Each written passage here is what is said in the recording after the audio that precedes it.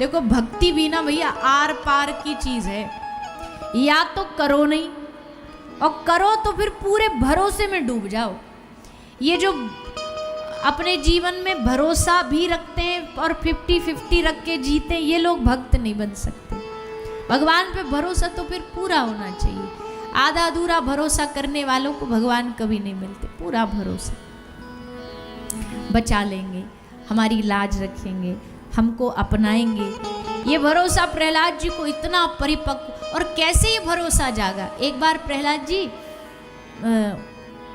एक कुम्हार के घर के बाहर से जा रहे थे, तो कुम्हार की जो महिला थी, पत्नी थी, माता, वो बड़ी चिंता में बैठी थी। प्रहलाद जी ने रुक के पूछा, मैया तू काय को चिंता में बैठी है, क्या हुआ? माता बोली, हे राजकुमार, ये जो जिसमें कुम्हार अपना घड़ा पकाते हैं ना, वो जो आग का रहता है गोला, इसमें बिल्ली का एक बालक चला गया भीतर। बिल्ली का एक बच्चा घुस गया है, और हमको लग रहा है कि अब उसको कैसे बचाऊं, इसलिए मैं यहाँ बैठी बैठी नारायण नाम ले रही हूँ। प्रहलाद जी बोले, नारायण नाम ले रही हो, उससे क्या होगा? बोले, नारायण बचा लेंगे। बोले, पक्का नारायण बचा लेते हैं? बोले, हाँ, उनका नाम लेने से नारायण बचा लेंगे। प्रहलाद जी ने कहा, तो ठीक है मैया, तू भी बोल, मैं भी बैठ के बोलूंगा।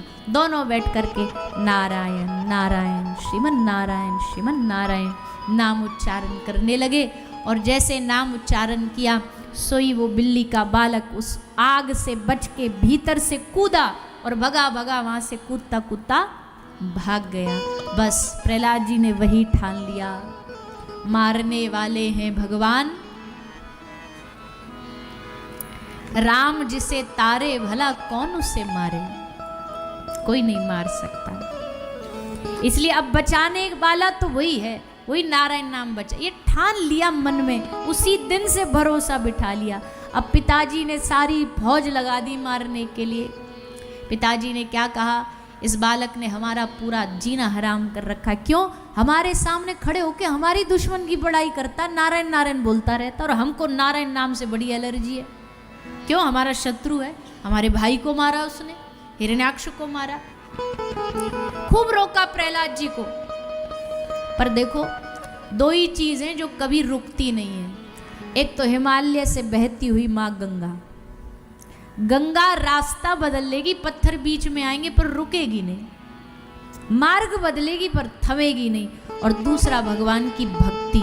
भक्ति आ गई ना जीवन में तो लाख कोई विरोध करे, रुकेगी नहीं, रास्ता बदल सकती है, पर भगवान की भक्ति कभी थमती नहीं। प्रहलाद जी ने कहा, जब सौंप दिया जीवन, अब देखो मारो तो मारो। प्रहलाद जी अपने पिताजी के सामने खड़े होकर के कह रहे, पिताजी, पिताजी पूछ रहे तुमको कौन सा चैप्टर पसंद है, पढ़ाई में कौन सा तुमको पाठ पसंद है? प्रहलाद जी बोले, बता दूं? हाँ बता दो, समझ लोगे आप? हिरण्यकश्यप बोले, काय को ना समझेंगे, हमने बड़े वेद शास्त्र पढ़े हैं। बोले, ठीक है तो सुनो, हमको सबसे सुंदर पाठ लगता है श्रवणम कीर्तनम विष्णोः स्मरणम पाद सेवनम अर्चनम वंदनम दास्यम सख्यम आत्मनिवेदनम। श्रवण, कीर्तन, आत्मसमर्पण, नाम स्मरण, अर्चना करना, भगवान की वंदना करना, स्तुति करना, सख्य भाव, आत्मनिवेदन भाव, ये भाव हमें पसंद है। हिरण्यकश्यप बोला, अब तो इसको मारना ही पड़ेगा, अब कोई रास्ता नहीं है, पहाड़ से गिरा के इसको कुचल दो, तलवारों से मार डालो। सारे मारने के प्रयास किए हिरण्यकश्यप ने, पर जब जब मारा जा रहा था तो प्रहलाद जी वही याद करते जो उस माता ने कहा कि अगर प्रभु बचाने पर आए तो कौन मार सकता है, तू बस नारायण नाम ले। प्रहलाद जी नारायण नारायण नारायण, पहाड़ से गिरा दिया, नारायण नारायण नारायण, गिरे। ठाकुर जी ने कहा, मेरे भरोसे पे गिरने को तैयार है तो क्यों ना बचाऊं। प्रहलाद जी गिरे, उससे पहले नारायण भगवान ने प्रकट होकर इनको गोदी में उठा लिया। एक खरोच तक नहीं आने दी, एक खरोच तक नहीं आने दी। अस्त्र शस्त्र काम न करे, जहर काम न किया, दिग्गज हाथी खड़े खड़े देखते रह गए। पर कोई प्रहलाद जी का बाल बांका नहीं कर पाया। भक्ति की शक्ति देखनी है तो प्रहलाद जी से देखो, असंभव को भी संभव कर दिया, ऐसा प्रहलाद जी का उदाहरण है। अंत में ठाकुर जी ने देखा कि अब बहुत समय हो गया, अब इतना कष्ट भी देना सही नहीं है। और किसी ने कहा भगवान आप इतनी देर से क्यों आए? बोले हम देरी हमने इसलिए लगाई कि हम लोगों को दिखाएं तो कि देखो हमारा भक्त कैसा होता है, हम पर विश्वास उसका कितना मजबूत होता है कि चाहे कितने भी सामने रुकावटें आ जाए वो हारेगा नहीं, थकेगा नहीं। हम भी देख रहे थे, पर अब समय आ गया है, अब समय आया। हिरण्यकश्यपु थक गया तो उसने सामने खंबा था, हार के बोला कहाँ है तेरा नारायण? प्रहलाद जी ने कहा पिताजी आपका प्रश्न ही उल्टा है, आप पूछ रहे हो कहाँ है, मैं पूछ रहा हूँ कहाँ नहीं है।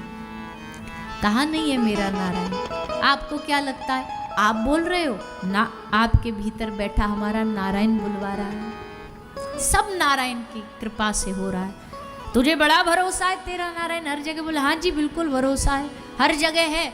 तो इस दीवार में भी होगा? हाँ जी है। इस दरवाजे में भी होगा? हाँ जी है। इस खम्बे में भी होगा? हाँ जी है। तो ले आज तेरे सामने तेरे नारायण के साथ हम युद्ध करेंगे, कह के निकाला गदा, खम्बे में मारा, खम्बा फटा और खम्बे से श्री नरसिंह भगवान का प्रादुर्भाव हो गया। नरसिंह भगवान प्रकट हुए। आहा, ऐसा अद्भुत रूप किसी ने आज तक देखा नहीं भगवान का। कितना प्यार, कितना लाड होगा भगवान को अपने भक्तों से कि रूप ही देखो क्या बना लिया, आधा मानव बन गए, आधा सिंह बन गए।